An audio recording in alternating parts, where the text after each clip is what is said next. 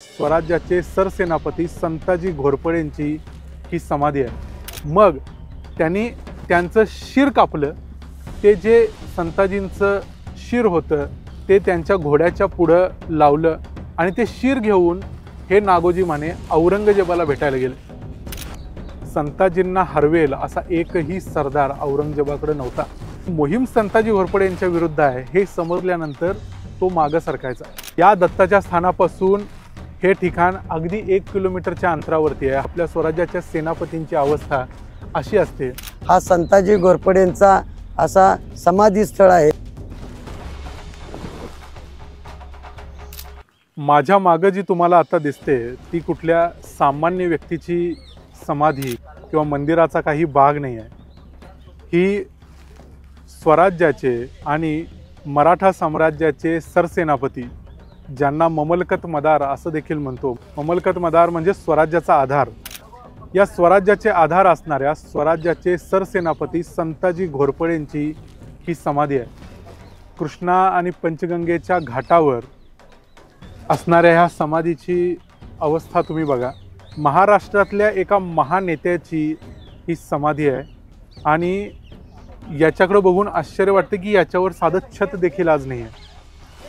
आपण इतिहासाच्या बाबतीत कितीही भावनिक असलो, इतिहासावर प्रेम करत असलो तरी अशा अनेक गोष्टींच्या बाबतीत आपण नेहमी उदासीन असतो। आज मी तुम्हाला सांगणार आहे सरसेनापती संताजी घोरपडेंच्या या समाधीचा इतिहास।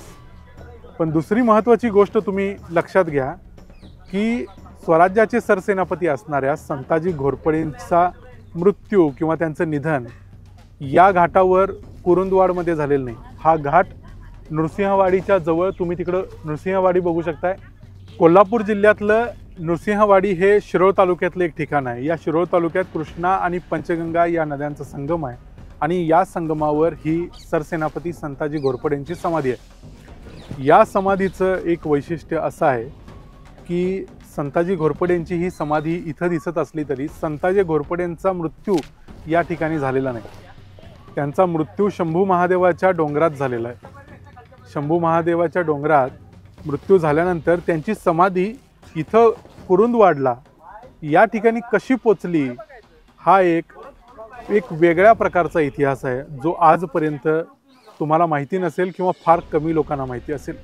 तर तो सगळा इतिहास मी तुम्हाला आजच्या या व्हिडिओमध्ये सांगणार आहे। सरसेनापती संताजी घोरपडेंची हत्या मराठ्यांच्यातलेच एक फितूर असणाऱ्या नागोजी मानेंनी सेनापती संताजी घोरपडे आंघोळीला गेलेले असताना शंभू महादेवाच्या डोंगरात केली। नागोजी मानेंचं आणि संताजी घोरपडेंचं जुनं वैर होतं। या वैरातनं संताजी घोरपडेंची हत्या झाली। महाराष्ट्राचे आणि स्वराज्याचे एक एवढे मोठे सरसेनापती असणाऱ्या एका सेनापतीची हत्या आपल्या राज्यात होऊ शकते या गोष्टीवर तुमचा विश्वास बसणार नाही।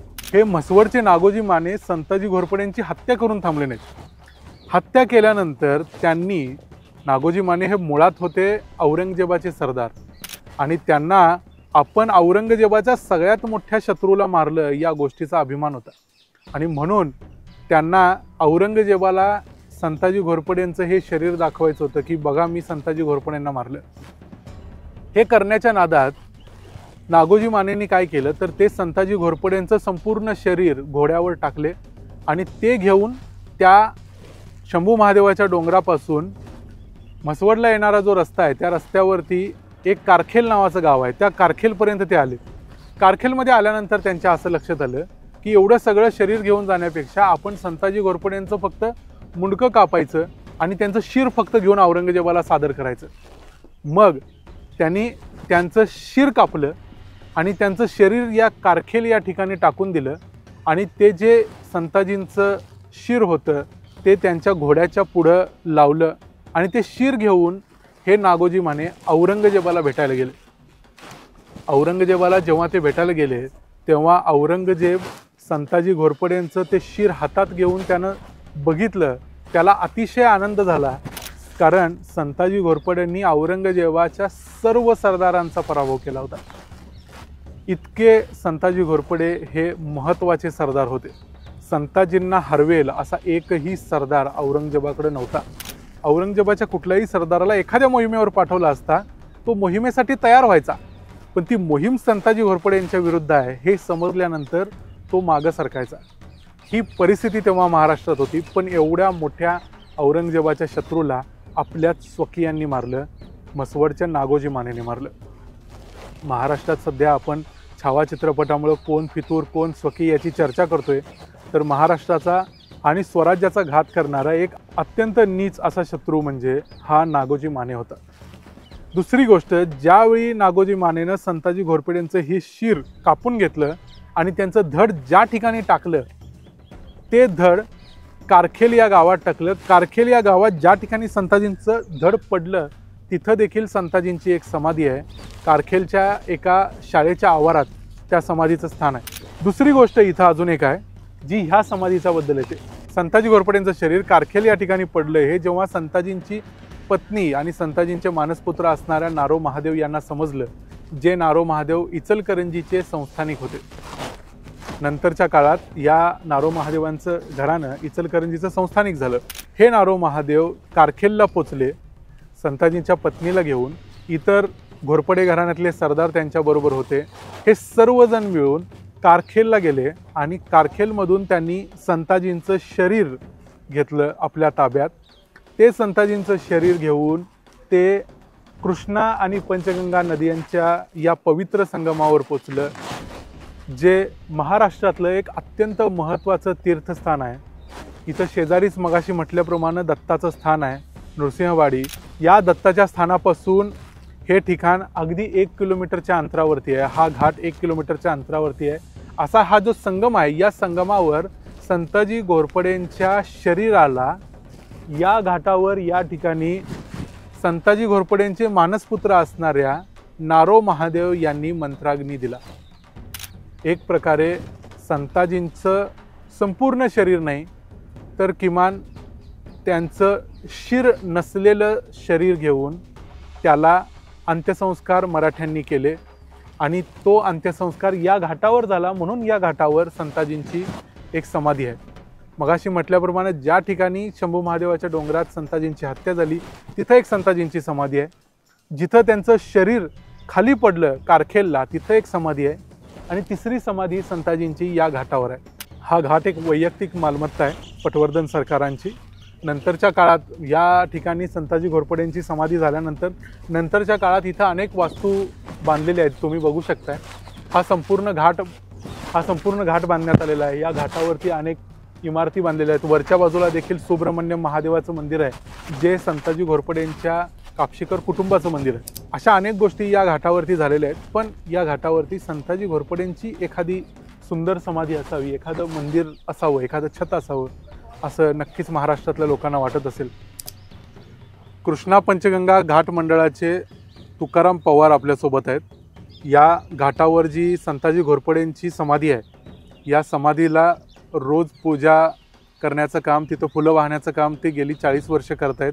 आपण त्यांना विचारूया की कधीपासून ते हे काम करतायत आणि तुमचं मंडळाचं एकूण कामकाज कसं चालतं. नमस्कार. सर्वप्रथम मी द मराठा चॅनेलचं या कृष्णा पंचगंगा घाट मंडळाच्या वतीने मी स्वागत करतो. मी तुकाराम काशीनाथ पवार, सामाजिक कार्यकर्ता, कुरुंदवाड. तर हा ऐतिहासिक घाट आहे, कारण का कृष्णा नदी जी आहे ती पूर्वेकडून पश्चिमेकडे वाहत आलेली आहे आणि श्री दत्तगुरूंचं या ठिकाणी स्थान आहे आणि त्याला लगतच कृष्णा पंचगंगेचा जो संगम झालेला आहे या ठिकाणी संगम आहे. आणि या दोन्ही नदीच्या संगमाच्या ठिकाणी, या अशा पवित्र ठिकाणी हा संताजी घोरपडेंचा असा समाधी स्थळ आहे. त्याचबरोबर महात्मा गांधीजींचं ज्यावेळी हत्या झाली 30 जानेवारी 1948ला वध झाला आणि 12 फेब्रुवारी बरोबर 12 दिवसांनी या ठिकाणी भारतामध्ये महात्मा गांधीजींच्या अस्थि विसर्जनाचा प्रश्न निर्माण झाला. तर या देशामध्ये, भारत देशामध्ये 7 ठिकाणं जे निवडली त्यापैकी या कृष्णा पंचगंगा घाटावरचं एक स्थान निवडलं. आणि या घाटावर 1948 पासून दरवर्षी 12 फेब्रुवारीला गांधी विचारांचे लोक सर्वोदय दिन म्हणून या ठिकाणी साजरा केला. ही परंपरा आज देखील आज जिवंत आहे. कृष्णा पंचगंगा घाट मंडळावर आम्ही 40 वर्षे, आमच्या अगोदरची एक पिढी आता ती नाहीशी झाली, ती लोक या घाटाची स्वच्छता दैनंदिन करत होते. मग आमच्याबरोबरचे असतील विष्णुपंत माळे असतील, आम्ही असो, आमच्याबरोबरचा एक 40 लोकांचा संच आहे. दररोज सकाळी 6 वाजता या ठिकाणी येणार म्हणजे येणारच. आणि या घाटाचे संताजी घोरपडेंचे पूजा करण्याचं भाग्य आमच्यासारख्या कार्यकर्त्यांना लाभलं. हा आम्हाला मोठा आनंद आहे. अजून आमच्या आता पुढच्या पिढीची नवीन पिढी देखील आमच्या या काम करण्यामध्ये मग्न असतात. असे संताजी घोरपडेंचं स्मारक आहे. आपल्यासोबत जे बोलले ते तुकाराम पवार, त्यांचं कृष्णा पंचगंगा घाट मंडळ या घाटाची व्यवस्था बघते आणि या घाटावरती संताजींच्या समाधीला फुलं वाहणे किंवा त्याची स्वच्छता करणे अशा प्रकारची महत्त्वाची कामं हे घाट मंडळ गेली 40 वर्ष करत आहे. ही एक अत्यंत महत्त्वाची स्वराज्याची सेवा आहे. त्याबद्दल संपूर्ण महाराष्ट्रानं त्यांचे धन्यवादच मानले पाहिजेत, कारण इतक्या निस्वार्थीपणे अशा प्रकारचं काम करणं हे आजच्या काळात खूप अशक्य होत चालले. कारण आपण इतिहासाच्या बाबतीत खूप इमोशनल असतो, आपल्या भावना खूप टोकाच्या असतात, पण आपल्या स्वराज्याच्या सेवकांची, आपल्या स्वराज्याच्या सेनापतींची अवस्था अशी असते. एखाद्या घाटावर, संपूर्ण घाटावर त्यांचं फक्त समाधीस्थान आहे, त्याच्यावर साधं छप्पर नाही आहे, दुसरी त्याची कुठलीही व्यवस्था होत नाही आहे. तुम्ही जर कधी कोल्हापूरला आलात तर कोल्हापुरातल्या या कृष्णा पंचगंगेच्या संगमावर अनेक लोक, लाखो लोक नृसिंहवाडीला येतात. नृसिंहवाडीला आल्यानंतर नक्की या ठिकाणाला भेट द्या. या ठिकाणाला जर तुमच्यापैकी कोणी भेट अगोदर दिलेली असेल तर आम्हाला तुम्ही कमेंट करून सांगा की किती लोक आतापर्यंत या घाटावर येऊन गेलेत. या घाटावर येऊन ही संताजी घोरपडेंची समाधी बघितलेले किती लोक महाराष्ट्रात आहेत हे देखील आम्हाला एकदा कळेल. आणि जर तुम्ही आत्तापर्यंत बघितलेलं नसेल, आम्ही असं म्हणत नाही की हे सगळ्यांना माहिती असलं पाहिजे. ही गोष्ट काही लोकांना माहिती असेल, काही लोकांना माहिती नसेल, पण ही गोष्ट आता जर तुम्हाला माहिती झाली असेल, या व्हिडिओमुळे माहिती झाली असेल, तर इथून पुढे जर कधी वाडीला आलात, नृसिंहवाडीला आलात किंवा कोल्हापुरात आलात तर या समाधीला जरूर भेट द्या. स्वराज्याचा एक अत्यंत निष्ठावंत सेवक या ठिकाणी चिरनिद्रा घेताना आपल्याला दिसतोय. हा व्हिडिओ आवडला असेल तर व्हिडिओला लाईक करा, चॅनलला सबस्क्राईब करा. पुन्हा भेटूया पुढच्या व्हिडिओमध्ये. तोपर्यंत पाहत रहा द मराठी बाणा.